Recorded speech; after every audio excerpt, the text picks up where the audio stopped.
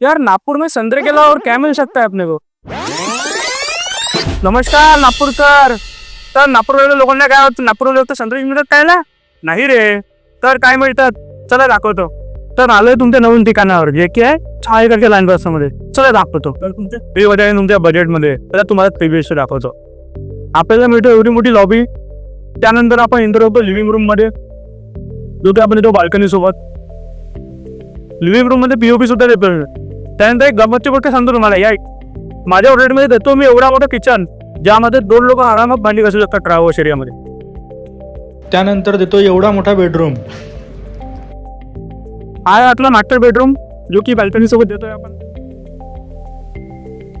Master बेडरूमचा आहे toilet bath. त्यानंतर मी देतोय हा टॉयलेट कॉमन बाथ. आता तुम्हाला हॉटेलसारखा लुक पाहिजे, चला या इकडे. ही आहे आपली एवढी मोठी बेडरूम, जो की राहणार guest bedroom with attach toilet and bath.